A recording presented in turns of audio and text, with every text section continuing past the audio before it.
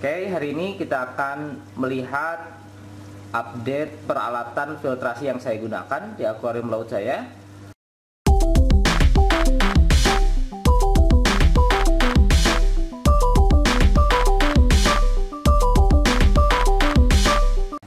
Nah, pada video sebelumnya saya perlihatkan bahwa sistem filtrasi yang saya gunakan adalah sistem natural ya, yaitu menggunakan Caeto sebagai penyerat nitrat dan fosfat, kemudian diberi penerangan.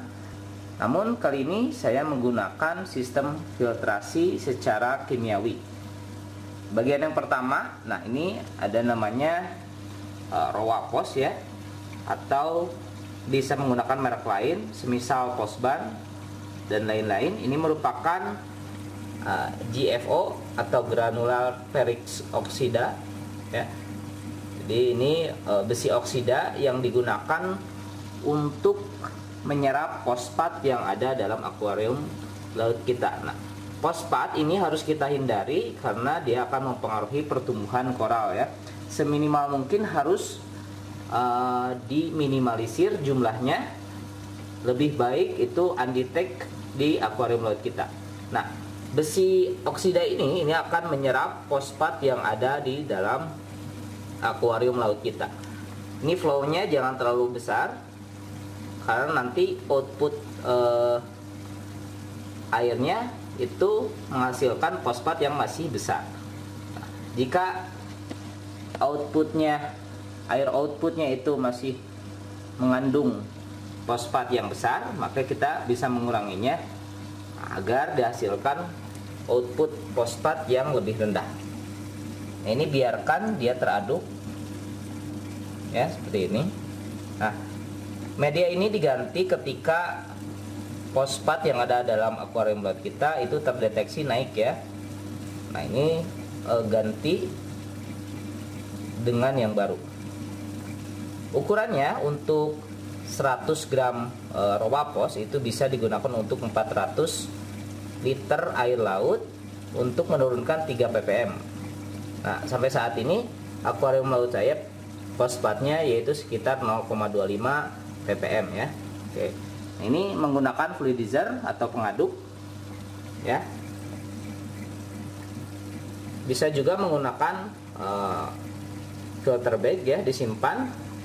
Namun alangkah lebih baiknya jika Rowapos menggunakan fluidizer seperti ini. Nah, untuk Rowapos harganya untuk yang 100 gram itu di kisaran 190 ribuan ya. Dengan fluidizernya ini saya beli yang itu harganya sekitar 500 ribuan. Nah, kita berlanjut ke alat berikutnya, yaitu yang di belakang ya. Ini bentuknya kerucut. Nah, itu yang di belakang ini adalah fluidizer untuk NP Biopellet. Nah, fluidizer NP Biopellet ini mengaduk NP Biopellet yang berfungsi untuk nutrisi bakteri yang ada di dalam akuarium laut kita.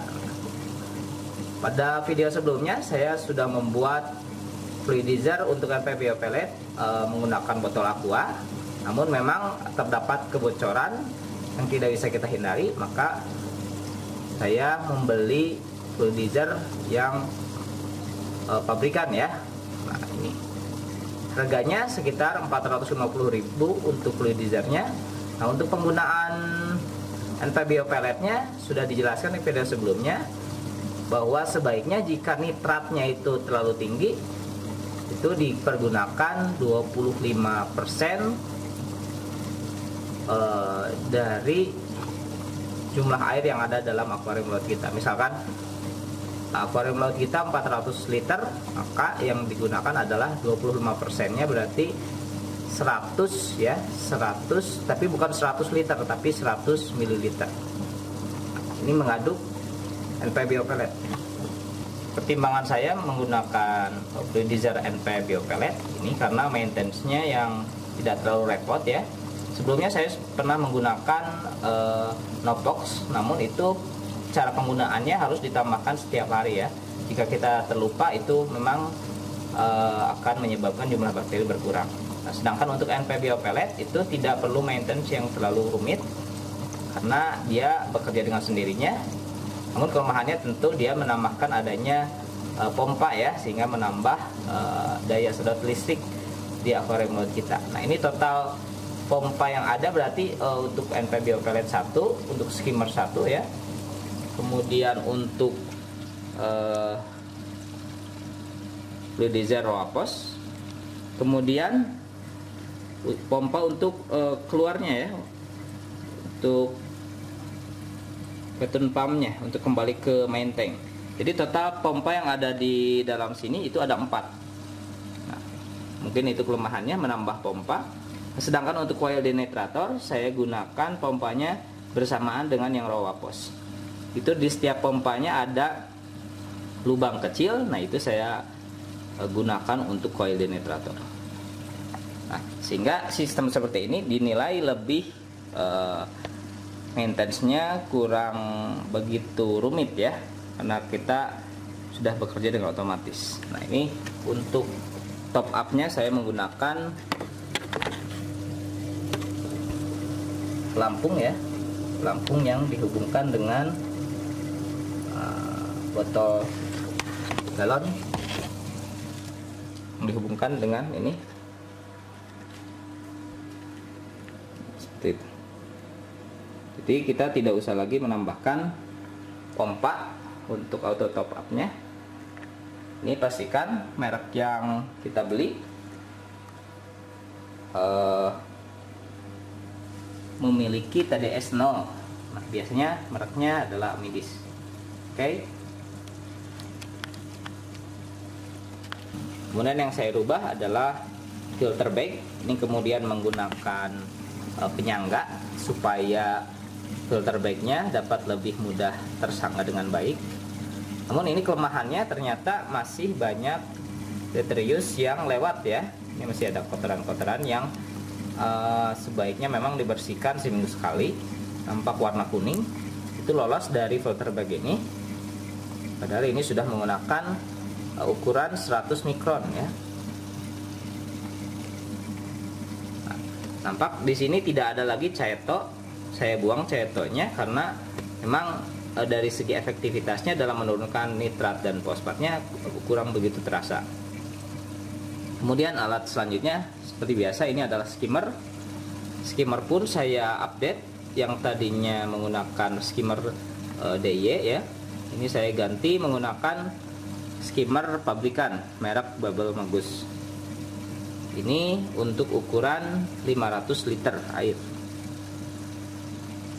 Ini ya, harga barunya sekitar 2.300.000. Kemudian untuk nitrat, pengurang nitratnya, pengganti dari caetonya, saya menggunakan denitrator. Nah, coil denitrator ini outputnya seperti ini.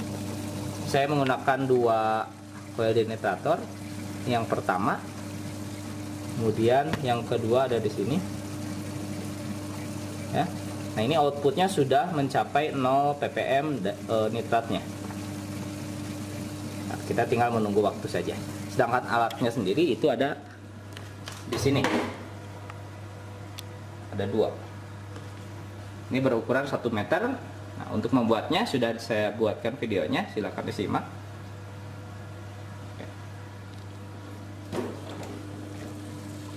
Oke, demikian update peralatan filtrasi saya. Semoga dapat membantu referensi dalam membuat akuarium laut. Oke, terima kasih. Jika bermanfaat, jangan lupa untuk like dan berlangganan di saluran YouTube kita.